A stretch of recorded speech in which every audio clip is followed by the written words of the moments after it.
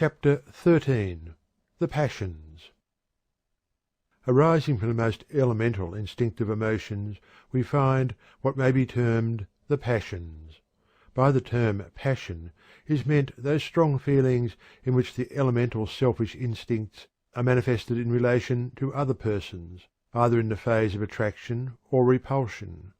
In this class we find the elementary phases of love and the feelings of hate, anger, jealousy, revenge, etc. This class of emotions usually manifests violently as compared with the other emotions. The passions generally arise from self-preservation, race preservation and reproduction, self-interest, self-aggrandizement, etc., and may be regarded as a more complex phase of the elemental instinctive emotions. The elemental instinctive emotions of self-preservation and self-comfort cause the individual to experience and manifest the passional emotions of desire for combat, anger, hate, revenge, etc., while the instinctive emotions leading to reproduction and continuance of the race give rise to the passional emotions of sexual love, jealousy, etc. The desire to attract the other sex increases ambition, vanity, love of display, and other feelings. It is only when this class of emotions blends with the higher emotions that the passions become purified and refined. But it must not be forgotten that these emotions were very necessary for the welfare of the race in the early stage of its evolution, and that they still play an active part in human life, under the greater or less restraint imposed by civilized society. Nor should it be forgotten that from these emotions have evolved the highest love of one human being for another. From instinctive sexual love and the racial instinct have developed the higher affection of man for woman and woman for man in all their beautiful manifestations, and the love of the parent for the child and the love of the child for the parent. The first manifestation of altruism arises in the love of the living creature for its mate, and in the love of the parents for their offspring. In certain forms of life, where the association of the sexes is merely for the moment, and is not followed by protection, mutual aid, and companionship, there is found an absence of mutual affection of any kind, the only feeling being an elemental reproductive instinct bringing the male and female together for the moment, an almost purely reflex activity. In the same way, in the cases of certain animals, the rattlesnake, for instance, in which the young are able to protect themselves from birth, there is seen a total absence of parental affection or the return thereof. Human love between the sexes, in its higher and lower degrees, is a natural evolution from passional emotion of a low order, due to the growth of social, ethical, moral, and aesthetic emotion arising from the necessities of the increasing complexity and development of human life. The simpler forms of passional emotion are almost entirely instinctive in their manifestation. Indeed, in many cases, there appears to be but little more than a high form of reflex nervous action. The following words of William James give us an interesting view of this fact of life. The cat runs after the mouse, runs or shows fight before the dog, avoids falling from walls and trees, shuns fire and water, not because he has any notion either of life or of death or of self-preservation. He acts in each case separately and simply because he cannot help it, being so framed that when that particular running thing, called a mouse, appears in his field of vision, he must pursue, that when that particular barking and obstreperous thing, called a dog, appears there, he must retire, if at a distance, and scratch, if close by, that he must withdraw his feet from water and his face from flame, etc. Now, why do the various animals do what seem to us such strange things in the presence of such outlandish stimuli? Why does the hen, for instance, submit herself to the tedium of incubating such a fearfully uninteresting set of objects as a nestful of eggs, unless she have some sort of prophetic inkling of the result? The only answer is ad hominem. We can only interpret the instinct of brutes by what we know of instincts in ourselves. Why do men always lie down, when they can, on soft beds rather than on soft floors? Why do they sit around a stove on a cold day? Why, in a room, do they place themselves, 99 times out of 100, with their faces towards the middle rather than to the wall? Why does the maiden interest the youth so much that everything about her seems more important and significant than anything else in the world? Nothing more can be said than that these are human ways, and that every creature likes its own ways, and takes to following them as a matter of course. Science may come and consider these ways, and find that most of them are useful. But it is not for the sake of their utility that they are followed, but because at the moment of following them we feel that it is the only appropriate and natural thing to do. Not one man in a million, when taking his dinner, ever thinks of its utility. He eats because the food tastes good, and makes him want more. If you should ask him why he wants to eat more of what tastes like that, instead of revering you as a philosopher, he will probably laugh at you for a fool. James continues, it takes, in short, what Berkeley called a mind debauched by learning to carry the process of making the natural seem strange, so far as to ask the why of any instinctive human act. To the metaphysician alone can such questions arise as, why do we smile when pleased, and not scowl? Why are we unable to talk to a crowd as to a single friend? Why does a particular maiden turn our wits upside down? The common man can only say, of course we smile, of course our heart palpitates at the sight of the crowd, of course we love the maiden, that beautiful soul clad in that perfect form, so palpably and flagrantly made from all eternity to be loved. And so, probably, does each animal feel about the particular things it tends to do in the presence of particular objects. They too are a priori syntheses. To the lion it is the lioness which is made to be loved; to the bear, the she-bear. To the broody hen the notion would seem monstrous that there should be a creature in the world to whom a nestful of eggs was not the utterly fascinating, precious, and never to be much sat upon object which it is to her. Thus we may be sure that however mysterious some animals' instincts may appear to us, our instincts will appear no less mysterious to them. And we may conclude that to the animal which obeys it, every impulse and every step of that instinct shines with its own sufficient light, and seems at the moment the only externally right and proper thing to do. It may be done for its own sake exclusively. One has very little need, as a rule, to develop the passional emotions. Instinct has taken pretty good care that we shall have our share of this class of feelings. But there is a need to train, restrain, govern, and control these emotions, for the conditions which brought about their original being have changed. Our social conventions require that we should subordinate these passional feelings, to some extent at least. Society insists that we must restrict our love impulses to certain limits and to certain quarters, and that we subdue our anger and hate except toward the enemies of our land, the disturbers of public peace, and the menacers of the social conventions of our time and land. The public welfare requires that we inhibit our fighting impulses, except in cases of self-defence or war. Public policy requires that we keep our ambitions within reasonable limits, which limits change from time to time, of course. In short, society has stepped in and insisted that man, as a social being, must not only acquire a social conscience, but must also develop sociable emotions and inhibit his unsociable ones. The evolution of man's nature has caused him unconsciously to modify his elemental, instinctive, passional emotions, and subordinate them to the dictates of social, ethical, moral, and aesthetic feelings and ideals, and to intellectual considerations. Even the original elemental instincts of the lower animals have been modified by reason of the social requirements of the pack, herd, or drove, until the modified instinct is now the ruling force. The general principles of emotional control, restraint, and mastery as given in a preceding chapter, are applicable to the particular class of emotions now under consideration here. 1. By refraining from the physical expression, one may, at least partially, inhibit the emotion. 2. By refusing to create the habit, one may more easily manifest control. 3.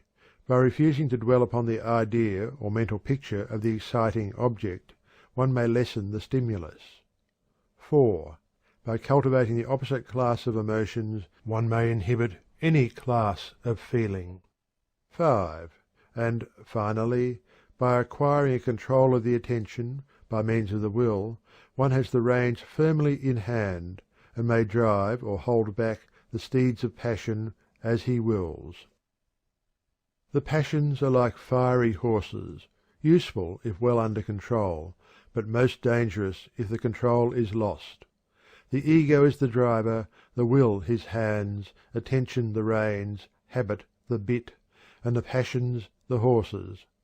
To drive the chariot of life under social conditions, the ego must have strong hands, will, to tighten or loosen the reins of attention. He must also employ a well-designed and shaped bit of habit. Without strong hands, good reins, and well-adjusted bit, the fiery steeds of passion may gain control, and, running away, dash the chariot and its driver over the precipice, and on to the jagged rocks below. End of chapter 13. Chapter 14. The social emotions. As man became a social animal, he developed new traits of character, new habits of action, new ideals, new customs, and consequently new emotions. Emotions long entertained and long manifested by the race become more or less instinctive, and are passed along in the form of either a. Inherited stimulus akin to, but lesser in degree and force than, the more elemental emotions, or b.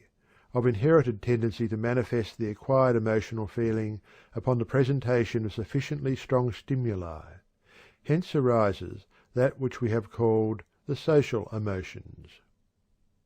Under the classification of the social emotions are those acquired tendencies of action and feeling of the race which are more or less altruistic, and are concerned with the welfare of others and one's duties and obligations towards society and our fellow men. In this class are to be found the emotions which impel us to perform what we consider or feel to be our duty toward our neighbours, and our obligations and duty toward the state, as expressed in its laws, the customs of men of our country, or the ideals of the community. In another phase it manifests as sympathy, fellow-feeling, and kindness in general. In its first phase we find civic virtue, law-abiding inclination, honesty, square-dealing, and patriotism. In its second phase we find sympathy for others, charity, mutual aid, the alleviation of poverty and suffering, the erection of asylums for orphans and the aged, hospitals for the sick, and the formation of societies for general charitable work. In many cases we find the social, ethical, and moral emotions closely allied with religious emotion, and by many these are supposed to be practically identical. But there is a vast difference in spite of their frequent association. For instance, we find many persons of high civic virtue, of exalted moral ideals, and manifesting ethical qualities of the most advanced type, who are lacking in the ordinary religious feelings. On the other hand, we too frequently find persons professing great religious zeal, and apparently experiencing the most intense religious emotional feeling, who are deficient in social, civic, ethical, and moral qualities, in the best sense of these terms. The aim of all religion worthy of the name, however, is to encourage ethical and moral as well as religious emotions. We must here make the distinction between those manifesting the actions termed ethical and moral, because they feel that way, and those who merely comply with the conventional requirements because they fear the consequences of their violation. The first class have the true social, ethical, and moral feelings, tastes, ideals, and inclinations, while the second manifest merely the elementary feelings of self-preservation and selfish prudence.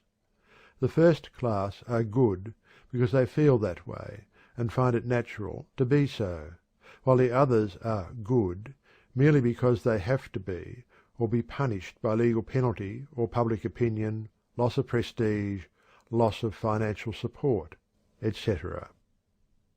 The social, moral, and ethical emotions are believed to have arisen in the race by reason of the association of individuals in communities and the rise of the necessity for mutual aid and forbearance. Even many of the species of the lower animals have social, moral, or ethical codes of their own, based on the experience of the species or family, infractions of which they punish severely. In the same way, sympathy and the altruistic feelings are supposed to have arisen. The community of interest and understanding in the tribe, family, or clan brought not only the feeling of natural defence and protection, but also the finer, inner sympathetic feeling of the pains and sufferings of their associates. This, in the progress of the race, has developed into broader and more complex ideals and feelings. Theology explains the moral feelings as resulting from conscience, which it holds to be a special faculty of the mind or soul divinely given. Science, while admitting the existence of the state of feelings which we call conscience, denies its supernatural origin and ascribes it to the result of evolution, heredity, experience, education, and suggestion. Conscience, according to science, is a compound of intellectual and emotional states. Conscience is not an invariable or infallible guide, but depends entirely upon the heredity, education, experience, and environment of the individual. It accompanies the moral and ethical codes of the race, which vary with time and with country. Actions which were thought right a century ago are condemned now. Likewise, things condemned a century ago are thought right now.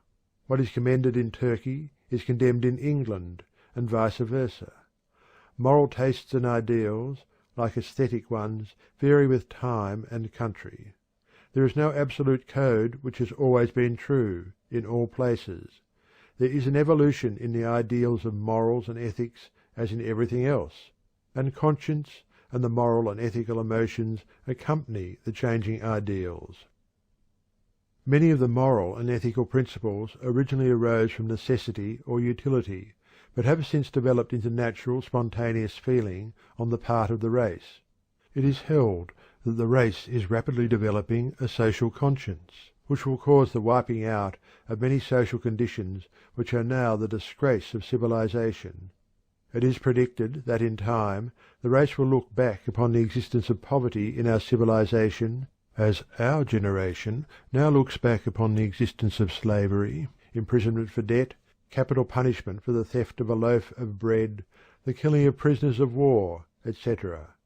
It is thought that, in time, wars of conquest will be deemed as utterly immoral as today is regarded the murder of a body of men by a band of pirates or bandits.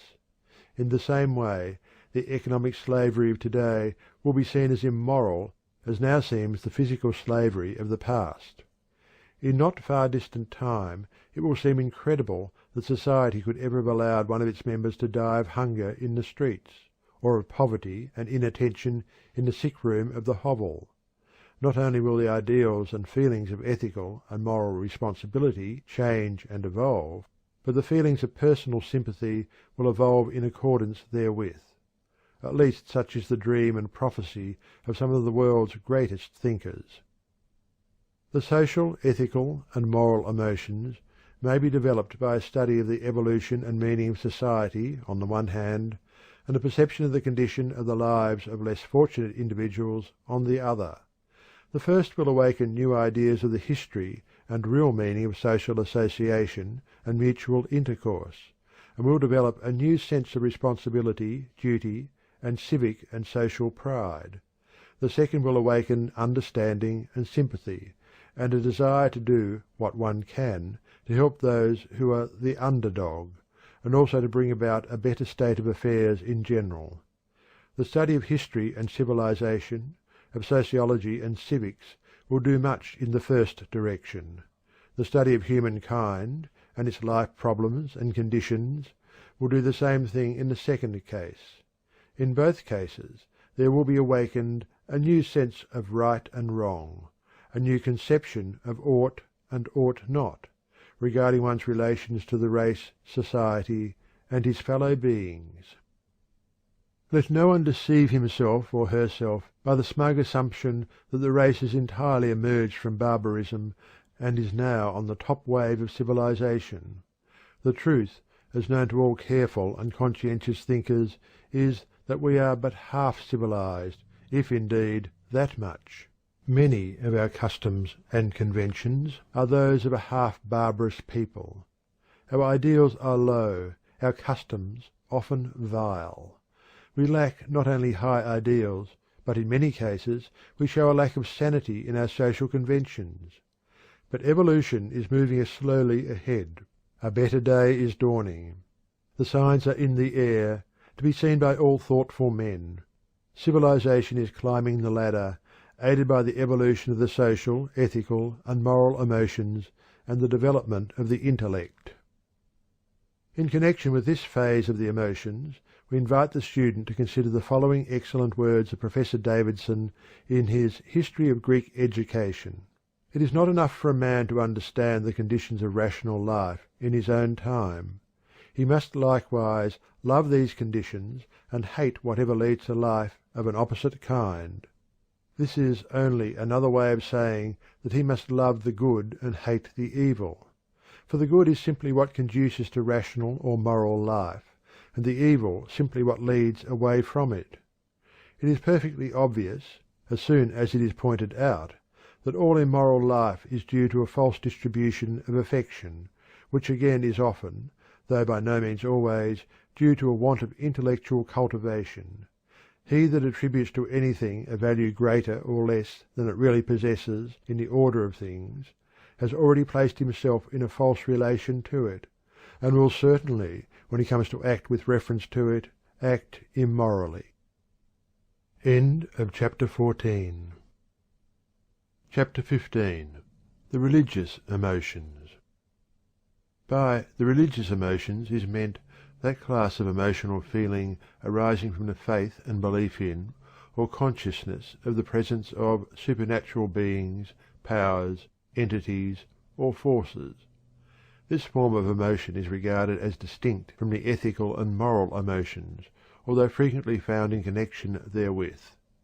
Likewise, it is independent of any special form of intellectual belief, for it is far more fundamental, and often exists without creed, philosophy, or stated belief, the only manifestation in such cases being a feeling of the existence of supernatural beings, forces, and powers, to which man has a relation, and to which he owes obedience. To those who may think that this is too narrow a conception of religious emotion, we refer the following definition of religion from the dictionaries: the acts or feelings which result from the belief of a god, or gods, having superior control over matter, life, or destiny. Religion is subjective, designating the feelings and acts of men which relate to God. Theology is objective, denoting the science which investigates the existence, laws, and attributes of God. Or, objectively, the outer form and embodiment which the inward spirit of a true or false devotion assumes. Subjectively, the feeling of veneration with which the worshipper regards the being he adores. Darwin, in his Descent of Man, says that the feeling of religious devotion is a highly complex one, consisting of love, complete submission to an exalted and mysterious superior, a strong sense of dependence, fear, reverence, gratitude, hope for the future, and perhaps other elements. He is of the opinion that no man can experience so complex an emotion until advanced in his intellectual and moral faculties to at least a moderately high level. The authorities generally agree with Darwin, although the most recent study of the history of religion has shown that religious feeling has a far more primitive origin than that indicated by Darwin. It is true that the lower animals are not deemed capable of anything approaching religious feeling, unless there is a feeling approaching it in the attitude of the dog and horse and other domestic animals toward their masters. But man, as soon as he is able to attribute natural phenomena to a supernatural cause and power, manifests a crude religious feeling and emotion. He begins by believing in, fearing, and worshipping natural forces and objects, such as the sun, the moon, the wind, thunder and lightning, the ocean, rivers, mountains, etc. It is claimed that there is no natural object that has not been deified and worshipped by some people at some time in the history of the race.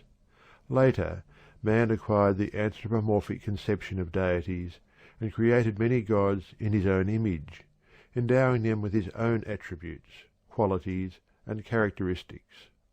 The mental characteristics and morals of a people can always be ascertained by a knowledge of the average conception of deity held by them.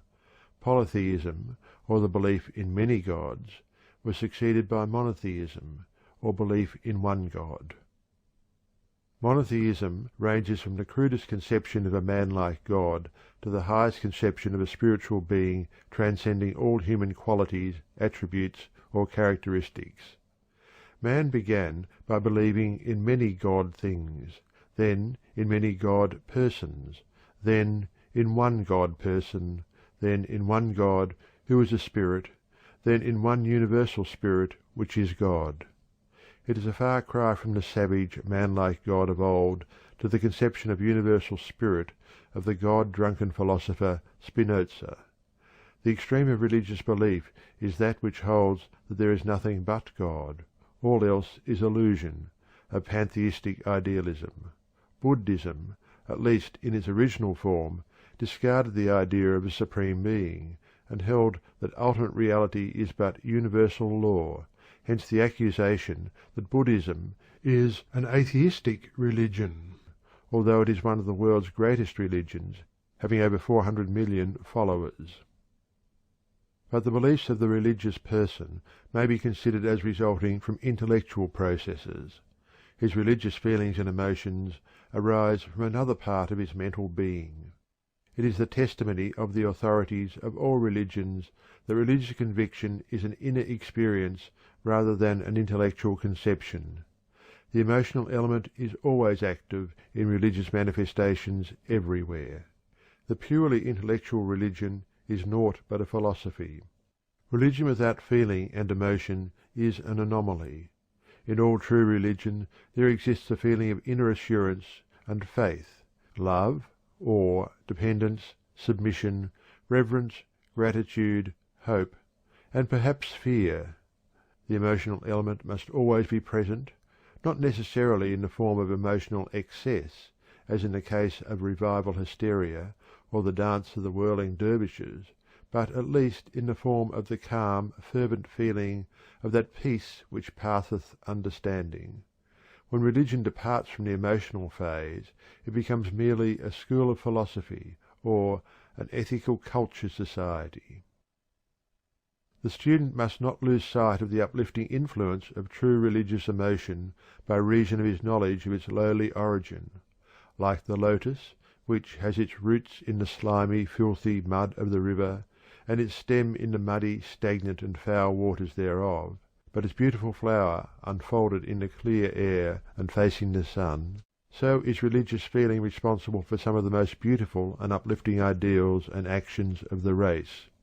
If its origin and history contain much that is not consistent with the highest ideals of the race today, it is not the fault of religion, but of the race itself. Religion, like all else in the universal manifestation, is under the laws of evolution, growth, and development. What the religion of the future may be, we know not. But the prophets of the race are dreaming visions of a religion as much higher than that of today as the latter is higher than the crude fetishism of the savage. The following quotation from John Fiske's Through Nature to God is appropriate in this place. Fiske says, "My aim is to show that other influence, that inward conviction, the craving for a final cause, the theistic assumption, is itself one of the master facts of the universe, and as much entitled to respect as any fact in physical nature can possibly be. The argument flashed upon me about 10 years ago while reading Herbert Spencer's controversy with Frederick Harrison concerning the nature and reality of religion. Because Spencer derived historically the greater part of modern belief in an unseen world from the savage's primeval world of dreams and ghosts, some of his critics maintained that logical consistency required him to dismiss the modern belief as utterly false, otherwise he would be guilty of seeking to evolve truth from falsehood. "By no means," replied Spencer. "Contrariwise, the ultimate form of the religious consciousness is the final development of a consciousness which at the outset contained a germ of truth obscured by multitudinous errors." Fiske, in this connection, quotes the Tennysonian question: "Who forged that other influence, that heat of inward evidence by which he doubts against the sense?"